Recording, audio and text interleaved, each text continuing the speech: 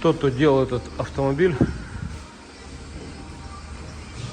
не сделал электропроводку между датчиками двигателя, вот их тут даже несколько есть в одном месте, и приборами.